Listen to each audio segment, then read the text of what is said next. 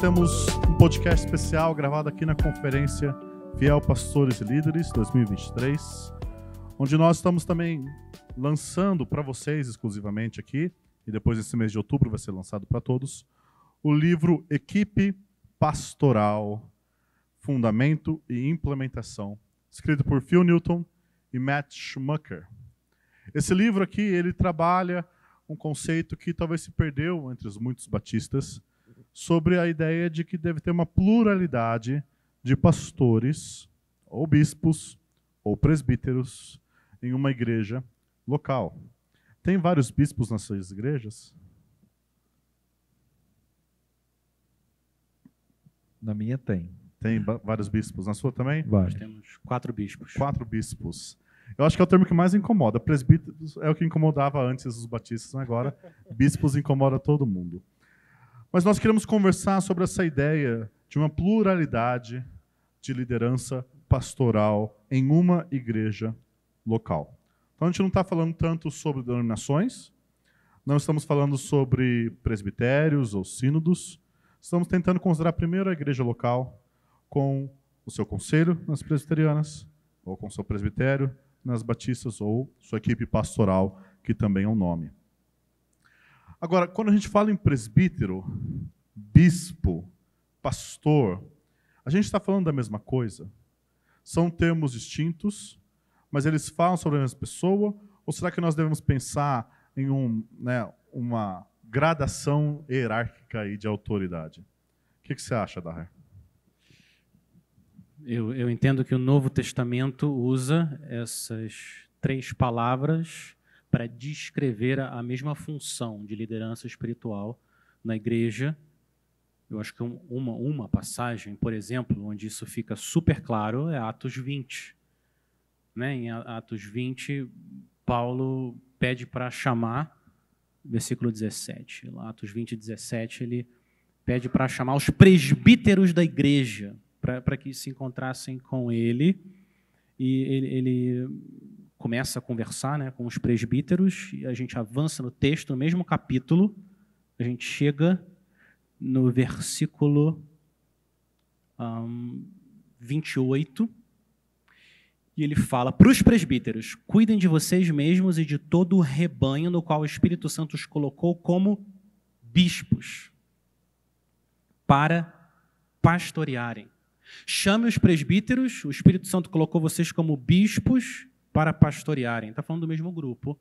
Então, eu entendo que essas palavras não são sinônimos, mas elas descrevem a mesma função, certo?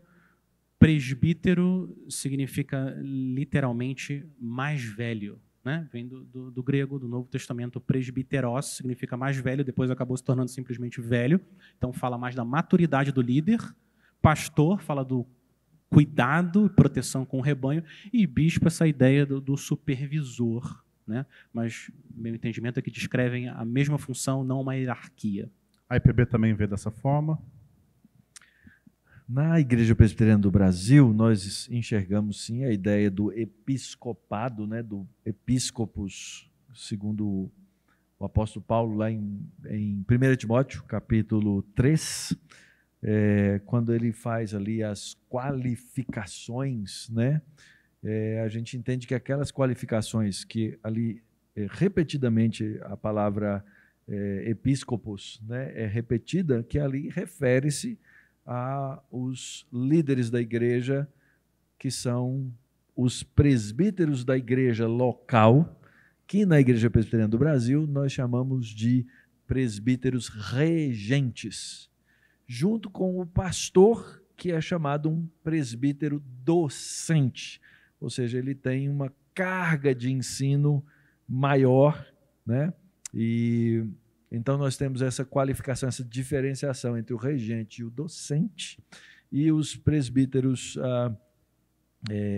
docentes, que são chamados de pastores, eles então têm esse papel de supervisionar também. Na igreja local, o que normalmente os batistas hoje têm chamado de presbitério, nós chamamos de conselho.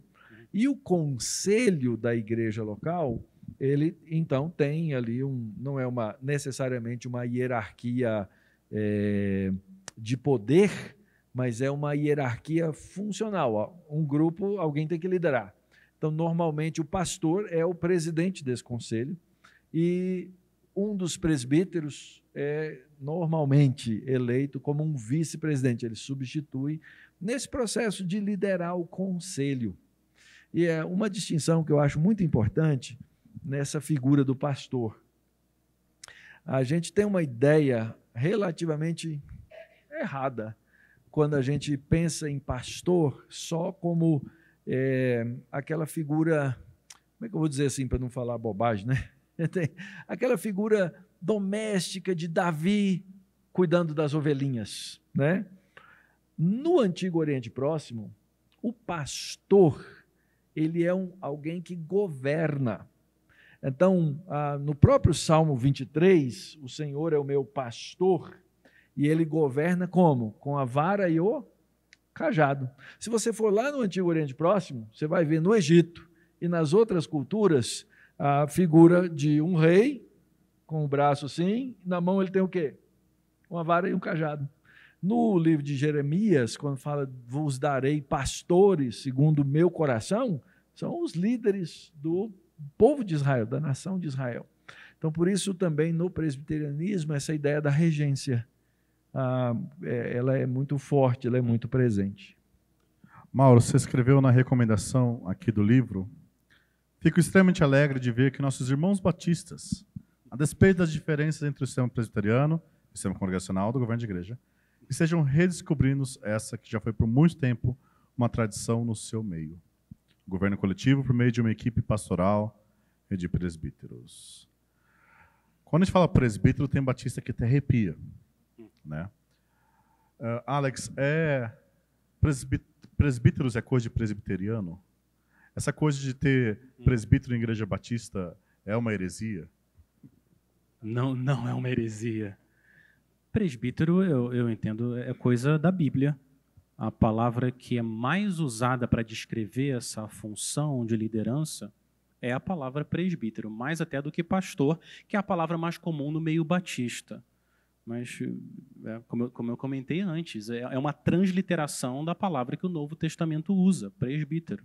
Mas se eu pudesse fazer um comentário também, uma sugestão, eu já ouvi falar de igrejas que quase se dividiram porque o pastor batista estava liderando a igreja agora para ter presbíteros. E os bons batistas ficaram escandalizados, a igreja quase se dividiu. A minha sugestão é que a gente, claro, ensine a igreja, mas eu não acho que vale a pena dividir a igreja por conta da palavra. A gente, por exemplo, lá na nossa igreja, a gente usa, a palavra que a gente mais usa é pastor, são os pastores. Então, só para a gente também não tomar cuidado, não correr demais e falar assim, presbítero está na Bíblia, a igreja tem que ter presbítero, e a gente causa uma confusão desnecessária. Tem um trato pastoral aí, né? Para saber. Mas, de fato, é igual aquelas pessoas que falam que, né, a eleição não está na Bíblia, né? Daí vai ler Romanos 9, Efésios 1, e tá, eleição. Ou predestinação. Ou predestinação, né? Então, presbítero está na Escritura, é um termo utilizado.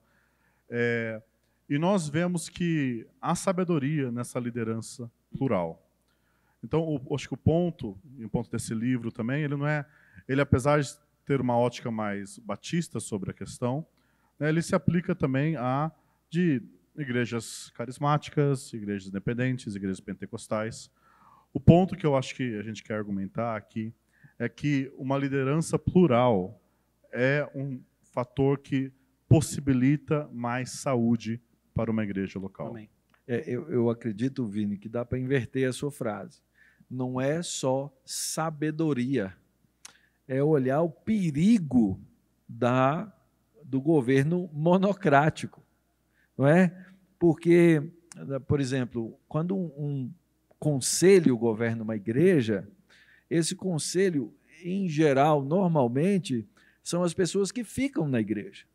E os pastores, eles tendem a ser móveis, eles vão de uma igreja para outra, ainda que eu goste de pastorados longos, ministérios longos, mas essa é uma normalidade que a gente vê. O pastor era pastor da igreja tal, agora é o fulano de tal. Aí o que acontece? Todo o processo, se ele não é feito por uma equipe plural, tudo que aquele pastor fez até ali, a tendência é o quê? Morrer. Porque não há uma liderança na igreja local que estabeleça o rumo e o caminho que a igreja vai seguir. Então, esse é um primeiro perigo que eu vejo, que é a falta de continuidade. O segundo é, quando o governo não é feito por uma pluralidade, existe o personalismo, e o personalismo tende a levar a um abuso de autoridade. E esse abuso de autoridade acontece amplamente. Em muitas igrejas a gente vê isso. Então, o indivíduo ele se torna um pequeno rei. E esse pequeno rei dentro da igreja, ele tem poderes que são terríveis, de machucar, de ferir e de não ter o quê? Uma contraparte. Porque, pelo menos na tese, na igreja presbiteriana, os pastores, os presbíteros, regentes e docentes, eles têm a mesma função de pastorear e eles são o checks and balances um do outro. Eles têm que se pastorear o quê? Mutuamente, é um pastorado mútuo, né? Então, o governo personalizado, ele apresenta muitos perigos para a igreja local. Eu diria também que quando a gente olha para a Bíblia, para ver qual que é o modelo bíblico de liderança, o que parece, o que é mais comum, disparado, é sempre se referir aos presbíteros no plural, mesmo se referindo a uma igreja local específica. Então, eu acho que a gente precisa, antes de tudo, ficar convencido de que o modelo bíblico, o padrão bíblico, não é de um homem, um pastor, mas de um grupo de homens. Me parece que esse é um passo importante para a gente ir nessa direção. Não é só porque funciona melhor, é porque é a sabedoria de Deus. Só um comentário breve, Vini. Eu não queria falar isso, e aí vocês que são pastores ainda sozinhos na igreja, achassem que agora eu preciso me arrepender no pó e na cinza, e o que eu estou fazendo. Eu acho que é um processo, a gente vai falar sobre isso, né? Como sair de uma liderança, de um único pastor, mas a gente precisa estar convencido para ir nessa direção. Um dos textos que eu acho que mais me desponta é Tiago, que todos nós conhecemos. Se tem alguém doente, o que a gente faz? Chama os presbíteros. E ninguém nunca parou para ver que Tiago escreve para os crentes na dispersão, ou seja, uma carta aberta, e ele assume que em qualquer lugar que tiver uma pessoa doente, há presbíteros naquela igreja que podem ir orar por aquela pessoa, né? Conforme a gente vê, não tem um texto, terás presbíteros no plural, né, que a gente vai achar. Normalmente a eclesiologia não se faz assim, mas se a gente pega e observa o padrão do Novo Testamento, nós sempre vamos ver uma pluralidade de liderança em uma igreja local, ou uma região pequena, uma cidade, por exemplo. Esse é o padrão que a gente vê lá. Tito 1,5. Foi por esta causa que deixei você em Creta, para que pusesse em ordem as coisas restantes, bem como em cada cidade constituísse presbíteros. Em cada cidade, igreja. Então, é o padrão, né? E, inclusive, né, Mauro, trabalhando um pouco sobre esses riscos, bem atrás do livro a gente colocou o seguinte: pastorear sozinho é um grande risco. E você estava falando sobre os riscos de virar uma coisa monárquica, e é interessante que mesmo, e eu já vi em várias vezes, mesmo dentro de igrejas batistas ou congregacionais, onde você tem a questão do voto, ainda assim essa tendência monárquica existe. Você tem pastores que eles acumulam toda a autoridade e eles tornam, né, às vezes, por exemplo, a diretoria, que é um modelo de governo que eu não sei de onde o pessoal tirou, né? Diretoria estatutária. Deve ser Atos 32. Atos 32. E eles vão acumulando poderes e acabam não tendo essa prestação de contas um com o outro. É um grande risco para a própria alma, né? E não são pastoreados. Não são pastoreados. Essa é a grande pergunta. Quem pastoreia pastores? E esse é o grande perigo da liderança sozinho. Você não tem quem cuide de você. A Escritura diz: cuida de ti mesmo e da doutrina, ou seja, eu tenho uma responsabilidade pessoal de me cuidar diante de Deus no meu ministério privado, no meu ministério relacional, mas eu tenho que ter quem olha para mim, quem olha para a minha vida, quem olha para as minhas condições espirituais para me dizer, inclusive me confrontar, porque a possibilidade de estar errado e a capacidade de errar eu tenho, e não é fraca não, é boa. Inclusive, pastores normalmente eles vão ter certo receio de se abrirem com membros, e tem certo fundamento aí, né? Nem tudo que um pastor está passando ali, a ovelha tem maturidade, a capacidade de suportar esse fardo. Mas o que acontece muitas vezes é que a gente busca fora, sempre, né? A gente busca, especialmente em meio batistas, de um só pastor. Então você começa a gerar para-eclesiásticas de ajuda pastoral, onde o modelo básico bíblico de presbíteros ou pastores em uma igreja local, ajudando-se e cuidando-se mutuamente, não é observado. Um outro ponto que você trouxe, Mauro, que é bem interessante, sobre a questão da falta de continuidade. E a gente vê muito isso no meio batista. Você já observou um pouco isso sobre sucessões pastorais, Alex, e como que se dá no meio batista? A gente normalmente vê que é quase um processo traumático toda vez que tem uma troca de pastores. Porque normalmente a igreja está meio que abandonada nesse processo. Muitas vezes alguns pastores saem abruptamente e você não tem irmãos maduros o suficiente para conduzir esse processo. Daí vai normalmente ter uma junta de sucessão pastoral, e daí tem pessoas que pedem qualificações que não tem nada a ver com 1 Timóteo, Sim. e se torna algo personalista. Mas se você tem a autoridade, pastores que já pastoreiam, já cuidam, já têm um amor pastoral, a transição se dá muito mais fácil e a escolha se dá de forma mais sábia. Quais são os outros benefícios que vocês veem em se ter uma liderança plural? Eu estava pensando também na questão dos dons. Nenhum pastor presbítero tem todos os dons. Quando você tem uma liderança plural, a gente se equilibra. Pode ter um que é mais cheio da verdade, outro mais cheio da graça, e a gente consegue esse equilíbrio. Algum mais convicção e outro mais compaixão. Então, eu acho que o Senhor também usa os diferentes dons dentro do próprio presbitério para trazer saúde para a igreja, sabedoria na liderança. Casos de disciplina, por exemplo, que muitas vezes são complexos, especialmente na questão da velocidade, como que a gente vai. Então, um ouve o outro, e a minha experiência tem sido essa. Eu entendo que a nossa igreja tem tomado decisões melhores depois que a gente está andando como um presbitério. É interessante essa questão da velocidade e disciplina, que as pessoas às vezes não percebem quão complexo isso é, né? Porque você tem a questão de disciplina, e se alguém for tender mais para compaixão, o processo de disciplina vai durar 10 anos e continuar. Se alguém entende mais a convicção, o processo de disciplina vai durar um dia e já resolver. E talvez nenhum dos dois estejam bem no certo, no ponto. E é justamente esse equilíbrio dos dois lados, essa troca de perspectivas ajuda a fazer um processo melhor. O que você tem observado, Mauro, de vantagens? Pastoreio mútuo. Eu acho que essa é uma coisa fundamental. Puxando aqui para a perspectiva presbiteriana, né?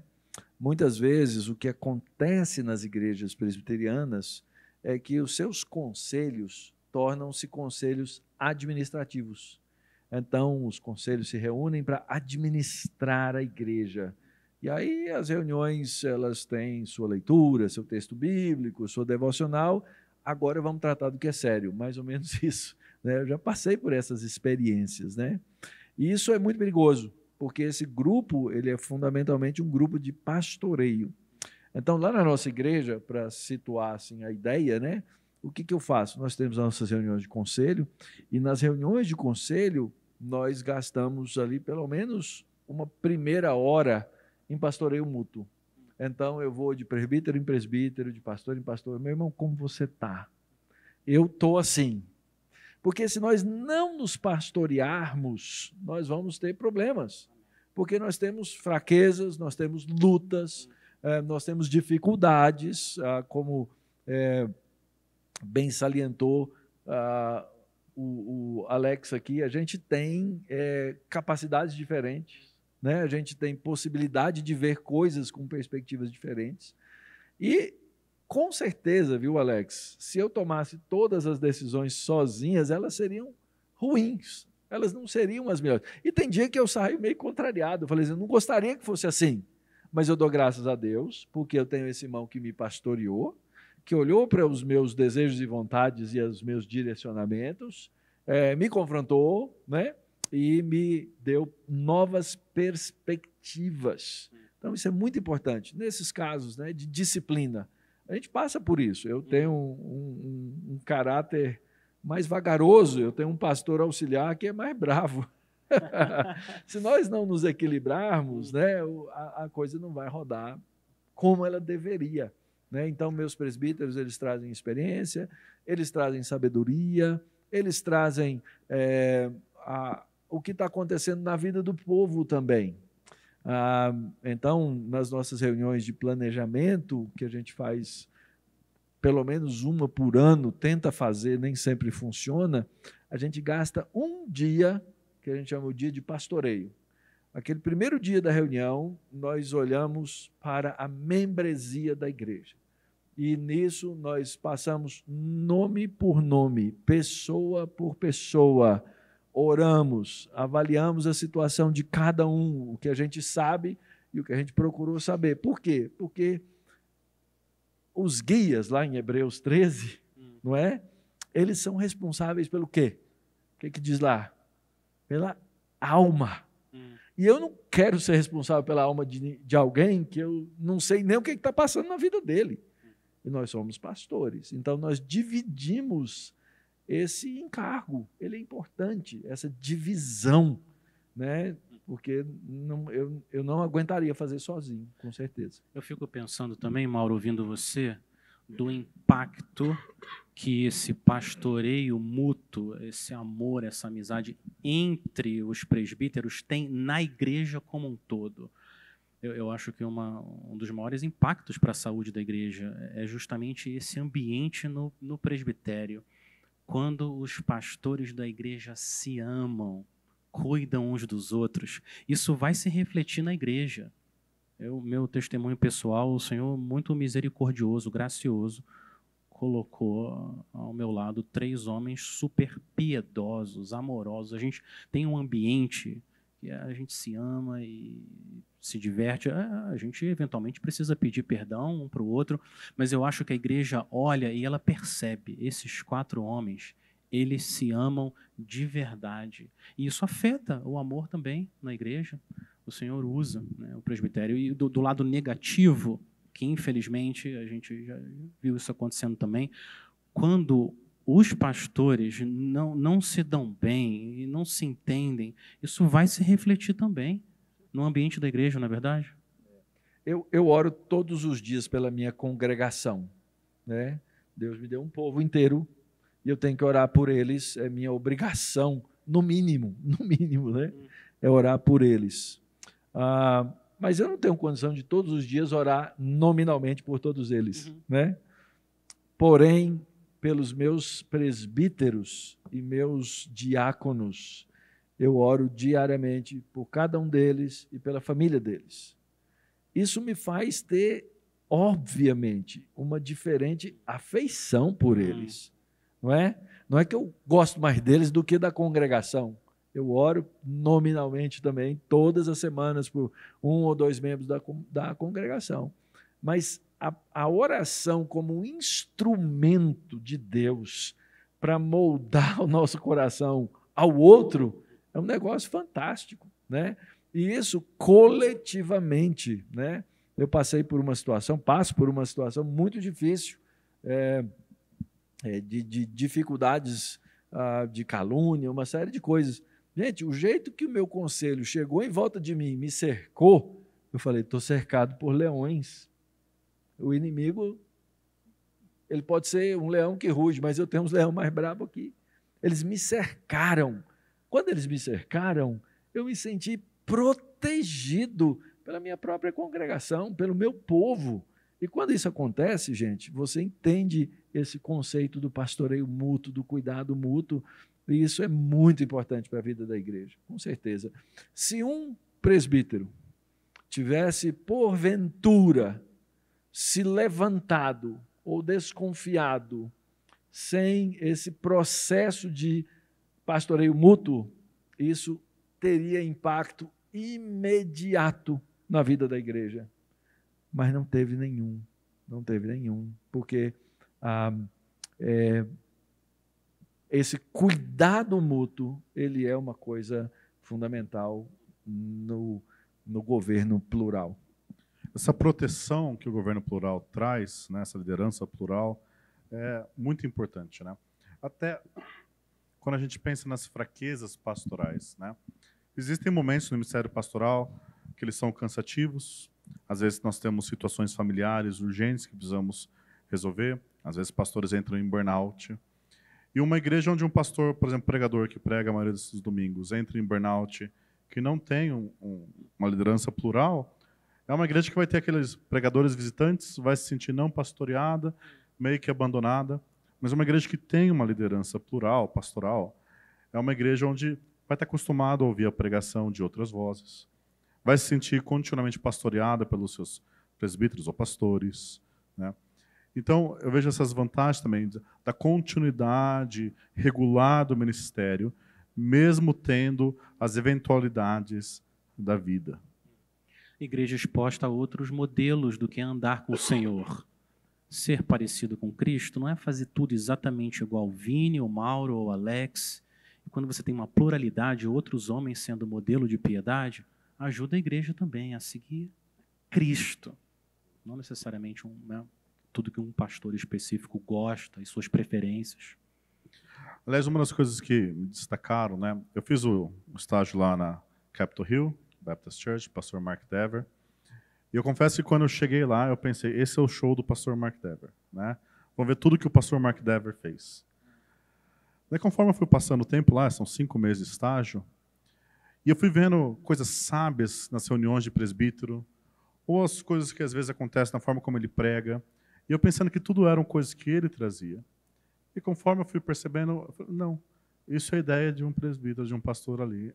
Isso foi um outro, que nem era membro na época, que perguntou para ele uma coisa e despertou ele para algo.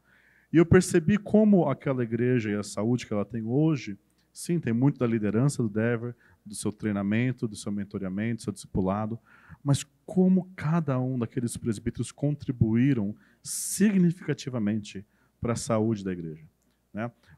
O pastor Marco não consegue fazer tudo, nem nós conseguimos fazer tudo, especialmente conforme a igreja cresce, nós temos mais desafios, né, mais pessoas, mais problemas, mais oportunidades também, né, de missões e outras questões.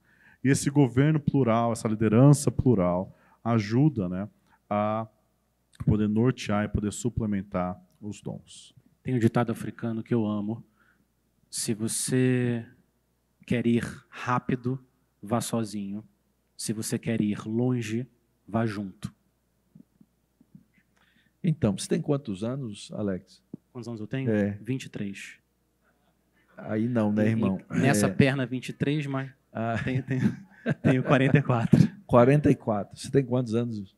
Eu tenho 37. Eu sou o velhinho aqui, então, não é? Você não vai revelar a sua idade, é isso mesmo. Então. Não, 22 de outubro está aí, eu faço 59 e eu aceito presentes. Eu vou passar. A minha energia vai diminuir, o meu vigor vai cair, as minhas capacidades vão se deteriorar. É fruto da vida no mundo caído. A igreja tem que permanecer. Se eu não tiver na minha igreja local quem prossiga, ela vai ter que se refazer, ela vai ter que se reinventar, ela vai ser outra igreja. Então, uma das funções de um pastor, no caso nosso, de um pastor docente, é discipular os seus regentes. Na verdade, é um processo de discipulado mútuo, no qual a gente se pastoreia uns aos outros, para que haja continuidade, não é? Deus pode me levar a qualquer momento. A pergunta é, a igreja vai continuar e como ela vai continuar? Tem muita igreja, gente, que só continua porque ela tem prédio, CNPJ e uma conta bancária. Só por isso. Aí fica difícil fechar, e aí ela se reinventa. Mas isso é o que a gente já viu aí nos livros, né? Isso é treliça. Igreja não se mantém por treliça, igreja se mantém como corpo vivo, como a videira sustentada por uma treliça que dá ali o apoio, a base para que ela cresça. Então, no pastoreio mútuo, a gente consegue fazer isso. Nós falamos dos benefícios, mas nem sempre é um processo fácil, né? Existe um processo, muitas vezes, de se acomodar um ao outro, ou a igreja entender, né? Muitas das igrejas, né, batistas, né, falando da perspectiva batista, ela já tem certa liderança plural, né? Normalmente o pastor não gosta de liderar sozinho, às vezes porque observa os perigos, só que ele usa meios talvez mais fáceis, mas menos efetivos. Então, um dos meios mais antigos era, né, a junta diaconal ter uma posição de liderança na igreja. E daí muitos pensam em presbíteros como diáconos plus, que também tem seus problemas. Hoje, atualmente, é mais comum muitas igrejas batistas terem a diretoria estatutária como uma liderança, só que, apesar de votada, a liderança ela também não atende necessariamente às qualificações pastorais, né? Mas, ainda assim, ao se tentar colocar um presbitério, é comum que há um processo aí de acomodação. Quais são alguns desafios que vocês perceberam em se até chegar até ter um conselho, um presbitério, ou os desafios mesmo no dia a dia desses relacionamentos? Eu estou pensando num desafio individual e num desafio coletivo. Eu acho que um dos maiores desafios individuais para o pastor que hoje está sozinho e ir para um modelo de um grupo de pastores é o próprio coração dele, o nosso orgulho. A gente ama controlar as coisas e ter tudo da maneira que a gente quer. E como eu tinha comentado do ditado africano, é mais rápido, porque não tem um processo, não tem que trazer para a reunião do presbitério para discutir. Então, acho que esse é um dos grandes desafios. Se algum de vocês aqui, pastor, sozinho, está lutando com isso, meu chamado para você, meu irmão amado, é que você se arrependa e se lembre que é o Senhor Jesus que é o dono da igreja, e centralizar tudo em você mesmo não é bom nem para você, nem para sua família, nem para a própria igreja. E ao ter conselho, a gente está, a ter uma liderança plural, a gente está sujeito a perder votos, né? A gente tá ficar frustrado, sair, querer que as coisas fossem talvez para uma outra direção. Lógico que a gente não está falando em questões centrais sobre a divindade de Cristo, mas questões às vezes mais práticas pastorais. Mas eu observei várias vezes o pastor Mark Dever perder alguns votos em conforme se decidia algumas coisas da liderança. E isso mexe muitas vezes com o orgulho, especialmente do pastor que é o principal pregador, né? Levar a gente para o lado pessoal, né? Poxa, não acredito que ele não está concordando comigo. Mas eu acho que um desafio coletivo enorme também é que muitas igrejas nunca viram isso acontecendo. Nunca viram um grupo de pastores. Estou falando mais agora do meio batista. Então, é um desafio. A gente precisa, eu entendo antes, ensinar a igreja. Uma das coisas que eu tentei fazer no começo, eu preguei uma série em 1 Timóteo. Então, eu tive que passar por 1 Timóteo 2, 1 Timóteo 3, e fui ensinando a igreja. Todas as oportunidades que eu tinha, eu tentava colocar para a igreja. Não é que o Alex agora quer implementar um novo modelo de liderança. A gente está tentando se aproximar da Bíblia. Eu acho que, então, com paciência, a gente vai avançando nesse desafio. Uma das coisas que caracteriza o pastorado é a capacidade de liderar. E liderar normalmente envolve determinados dons. A palavra liderar mesmo não tem na Bíblia, né? Se eu vou ser líder, o mais próximo que a gente acha lá é guias, em Hebreus 13, né? Mas você ajunta líderes. E eu acho que a maior dificuldade é a maneira com a qual nós nos aproximamos do conceito de liderança e como nós encarnamos essa liderança. Eu uso muito o texto de Paulo em Colossenses, no capítulo 1. Paulo ora pelos colossenses, que ele nunca viu, e fala de cristologia para resolver problemas. Ele termina o capítulo 1, no versículo 23, falando do evangelho, se é que vós permaneceis na fé, etc. E ele termina o texto dizendo assim, do qual eu me tornei ministro. A palavra ministro é bonita, gente, fala sério, né? Quando a gente fala em ministro do Brasil, a gente pensa no quê? Né? Coisa chique, mordomia, salário bom, né? A gente pensa isso, né? A palavra ministro, quase todas as ocasiões no Novo Testamento, é a palavra diácono. Eu me tornei um diácono do evangelho. E a partir dali, Paulo começa a listar o que é que um diácono do evangelho faz. E a primeira coisa que ele fala assim, sofre. Segundo, ele é mordomo. Mordomo, oikonomos, de onde vem a nossa palavra economia, né? Você tem a chave da despensa, você traz o mistério de Cristo que estava oculto agora, você distribui, né? E a terceira característica que eu vejo ali é a característica da ágona. Paulo diz no capítulo 2, versículo 1, quero que saibais quão grande luta, a palavra luta ali é ágona, e é oração. Então, uma vez que a gente consegue entender o nosso papel, que o nosso papel é sofrer mesmo, aí isso começa a quebrar esse miserável desse orgulho que eu tenho. Que eu não estou dizendo aqui que eu não tenho, não, eu tenho. Mas ele precisa ser quebrado, não é? Quando eu entendo que eu sou diácono como um oikônomo, isso começa a quebrar a minha vontade de ser servido, porque eu aprendo agora que eu tenho que servir. E aí eu descubro os mecanismos que são o principal deles, não é? Oração. Então, quando a gente começa a aprender a orar por esse povo, a orar pela liderança da igreja, isso vai mudando a nossa perspectiva, né, de pastorear, de fazer essas coisas. Então, o desafio, eu diria, é entender o meu papel. Esse é um desafio grande. E, óbvio, né, você sai do seminário, você corre sempre, e quase sempre acontece, você sai com aquele erro fundamental que a gente chama de orgulho do conhecimento.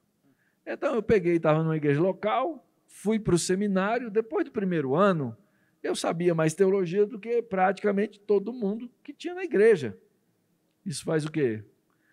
Isso dá um upgrade no orgulho, né? Quando você termina o 4º ano, aí o seu upgrade já está multiplicado por 4, não é? A nossa tendência é nos tornarmos extremamente orgulhosos. E quando a gente vai para a liderança da igreja, carregado de orgulho, tem tudo para dar ruim, para dar problema, não é? Para não entender, para se desentender com a congregação, com o conselho da igreja e assim por diante. Então, é um desafio de crescimento também, pelo qual a gente passa, e não é fácil. Todos nós temos tanto orgulho. Eu estou lembrando aqui de Agostinho, falando das 3 características principais da vida cristã e para a liderança cristã. A primeira, vocês lembram, ele falou, a primeira é humildade. É o que a gente deve buscar num líder, humildade. A segunda é humildade. E a terceira característica, ele disse que é a humildade. Então, colocar um líder que tenha um nível de escravidão séria, com orgulho, é uma bomba relógio. Até porque uma das coisas que um presbítero, um pastor, ou um bispo, né, ele é chamado a fazer é se submeter ao conselho, se submeter à pluralidade, né? Quando ele perde um voto, ele não deve sair lá da reunião, chegar lá para os membros e falar, olha, eu queria que tivesse feito A, mas aqueles pagãos lá não ouvem a Deus, eu tenho o Espírito Santo, eles não têm, e eles decidiram B. É entender que quando ele sai da reunião, o conselho, o presbitério, ou os pastores decidiram A, e agora essa é a nossa posição, né? Vini, a gente acha que igreja é democracia. E eu quero dizer, esse conceito não é bíblico. Você vai falar isso com batista mesmo. Democracia, veja só, o que é que você faz naquilo que a gente chama de eleição ou escolha. Quando a gente tem isso na igreja presbiteriana, a gente escolhe os presbíteros, a gente escolhe os pastores, aí a gente diz o seguinte, não, vamos fazer aqui um voto democrático. Que ideia da democrática? É que o poder emana de quem? Do povo? Opa, isso não está na Bíblia, não. Então, nossos processos, quando eles são verdadeiramente bíblicos, eles não são democráticos. O que a gente faz numa assembleia, e batistas podem fazer isso muito bem, presbiterianos também, é reconhecer no meio da congregação do povo de Deus os indivíduos que passam no exame da qualificação que tem em 1 Timóteo e Tito, não é? E você então, agora a igreja está dizendo, eu reconheço nesse homem essas qualidades e eu reconheço a oportunidade. Então, uma das minhas brigas eternas em conselhos é o seguinte, vai ter eleição para presbítero. Aqui tem presbíteros que estão com o mandato vencendo, ok. Então, o irmão quer voltar ao presbiterato? Quero. São 3 vagas e tem 3 irmãos. Aí, muitas vezes eu vi essa decisão, mas tem que ter mais candidato, porque senão fica uma eleição marcada. Gente, isso é ideia de democracia. Pode ser que na congregação haja mais pessoas que tenham os dons, as capacidades e as qualificações bíblicas. Então você vai chamar essas pessoas e vai apresentá-las à igreja. E a igreja vai falar da qualificação, reconhecimento delas e da oportunidade, porque às vezes você até se qualifica, mas não é oportuno que você naquele momento ocupe aquela posição. Mas se tiver... e outra coisa, eu posso, se a Assembleia se reúne e ela reconhece que existem 5 que têm essas capacidades, o próprio povo de Deus tem que dizer, ok, então é melhor que a gente tenha mais. É melhor que mais gente, porque a pluralidade de conselhos ela é abençoadora, não é? Eu amo essa palavra que você está usando, Mauro, reconhecer. A igreja reconhecendo quem o Senhor está dando como um dom. Efésios 4, né, falando, o Senhor, ele concede, ele que dá pastores e mestres. Até porque o poder é de Cristo, né? O governo de igreja correto é a monarquia de Cristo absoluta, né? A gente imagina o seguinte, eu tenho o irmão A, o B e o C, não é? E aí a gente fica com aquela ideia assim, ok, eu tenho que escolher o melhor. Espera, é essa a ideia? Então, não é eleições presidenciais, né? O irmão A está concorrendo com o irmão B, que está concorrendo com o irmão C, é isso?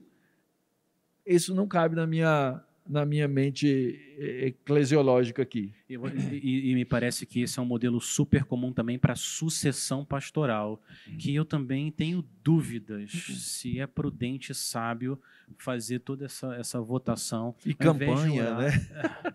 E muitas vezes isso causa Vote divisão na igreja. E é interessante que um dos pontos dos desafios é quando o conselho, ou o presbitério, ou a equipe, ela não é pastoral. Por causa justamente da mentalidade das pessoas ao se votar esses pastores ou presbíteros, né? Muitas vezes, e eu já vi isso, né, alguns irmãos presbiterianos testemunhando, eu já vi isso em alguns meios batistas acontecendo também, a gente vota não pensando nas qualificações, mas votamos pensando quem que é o mais conhecido da igreja, quem tem mais poder financeiro, quem, né, tem mais... Isso acontece com o batista? Coisa feia, gente. Coisa feia. E o que acontece é que você tem muitas vezes, né, uma liderança plural que não é pastoral. Que são pessoas, na verdade, que elas querem mandar. Elas não querem pastorear. Isso e faz parte das qualificações, né? Que não seja o quê? Neófito. Veja bem, ali está falando de bispos, né? E o texto diz que eles têm que ser experimentados. Essa ideia do governo, ela vem dos anciãos do Antigo Testamento. Essa ideia. É gente que já viveu o suficiente para ter experiência, para não incorrer no pecado de Satanás, para não incorrer na soberba, né? Agora, tem gente que entra para a igreja e tem uma visão de empresa. E ele diz assim, eu sou um maker, eu sou alguém que faz acontecer. Então, esse maker vai lá, ele é um empreendedor. Essa igreja deixa de ser videira e passa a ser um business. E aí você vai governar a igreja como business. Aí são outros 500. Né? E como a palavra de Deus protege o povo de Deus. 1 Timóteo 3, as qualificações estão basicamente todas centradas no caráter desse homem, não na capacidade financeira, não na experiência, a carreira dele e como ele é um bom profissional. O caráter. Isso, ali tem 3 qualificações, né? Ali nas 2 listas. É a qualificação familiar, essa é fundamental. Se alguém não governa bem a casa, não vai governar bem a igreja. Por quê? Porque esse indivíduo ele tem que ser pastor da casa dele. Essa é a ideia. Depois tem a qualificação eclesiástica propriamente dita, que não seja o quê? Um novato, um neófito, porque senão ele vai incorrer no pecado da soberba. E 3, a qualificação pessoal. Essa qualificação pessoal, que é capeada pela ideia de irrepreensibilidade, não é? Ninguém passa.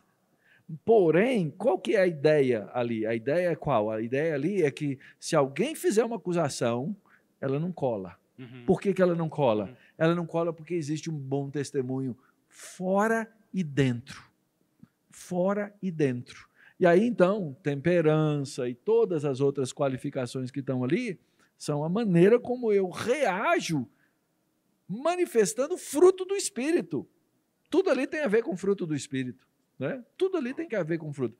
Então, se alguém não passa naquela qualificação, vai ficar fora mesmo. Quando a igreja permite que essas pessoas cheguem nessas posições, a tendência é que essa igreja vá sofrer. Mauro, na estrutura da igreja presbiteriana já tem a expectativa de ter os presbíteros regentes, então talvez há algum ensino para ser feito sempre, mas já está isso esperado. Mas igrejas batistas normalmente nem têm ciência disso. Como que é o processo para chegar lá, Alex? Como que você ensinou a igreja sobre isso, fez a recomendação para a igreja? Como que é esse processo? Bom, existem maneiras diferentes de fazer isso, né? Mas o que eu tentei fazer na igreja, primeiro, como eu comentei antes, ensinar a igreja que esse é o modelo bíblico, e eu comecei a me aproximar de homens que tinham desejo de liderar e ensinar. Em alguns casos, eles que vêm até a mim, pastor, eu quero crescer e quero andar perto de você. Às vezes, nós observando homens que são piedosos e têm a capacidade de pastorear e ensinar, e eu comecei a andar com esses homens por anos, muitas vezes de forma mais informal, e me reunindo para ler um livro toda semana, mas não só como um processo de transferência de informação, mas participando também, né, da minha vida. E o Senhor vai usando esses homens na vida da igreja, eles começam na prática a pastorear, e aí vem o reconhecimento da igreja. O Senhor está levantando esses homens. No nosso caso, depende de tantos fatores, mas no nosso caso, da gente sair do modelo de um pastor para agora um presbitério, demorou 5 anos. Ensinando 1 Timóteo. Foi rápido. Foi rápido? Tá. Eu falo que depende de tantas coisas, depende do tamanho da igreja, quem já estava lá, uma série de coisas, né? Mas só para... Eu estou falando isso também porque eu já vi pastores muito bem intencionados quererem fazer isso no primeiro mês e já quase que semi-convocar um presbitério. Calma, a gente precisa esperar e observar a qualificação desses homens, não é isso? Então, eu acho que esse foi o processo. E aí, a gente implementou um programa um pouco mais formal, um estágio pastoral.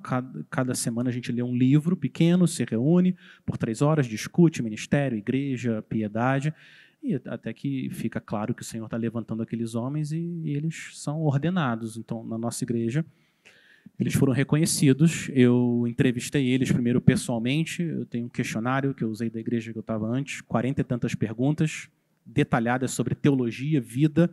Depois eu fiz uma parte, um resumo desse questionário para eles, diante da igreja. Então, a igreja ouviu eles respondendo perguntas de teologia, santidade. Dei tempo para a igreja conhecê-los e aí eles foram votados num bom processo batista. Então, isso levou 5 anos. E o segredo, Alex, é a exposição bíblica, né?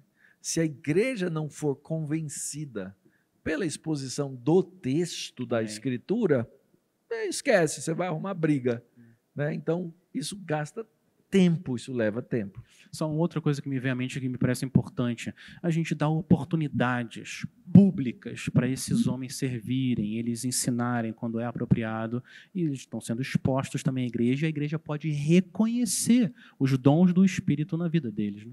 Eu acho que a gente vai ter que ter um outro podcast sobre esse processo. Esse relógio aqui, isso é uma praga, né? Isso é um autoritarismo.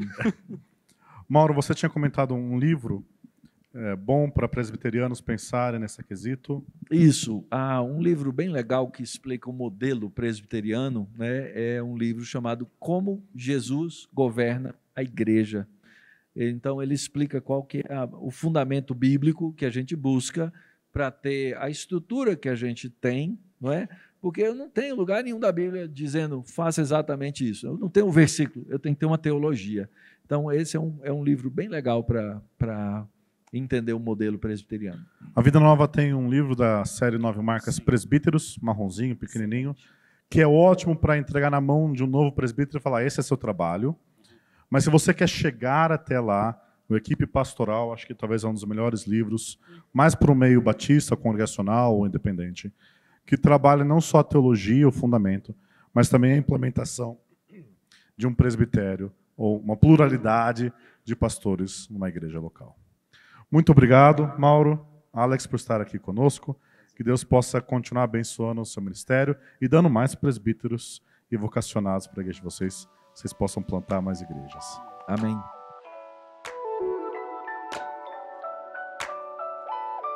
O Ministério Fiel visa apoiar a Igreja de Deus de forma portuguesa, fornecendo conteúdo bíblico, como literatura, conferências, cursos teológicos e recursos digitais.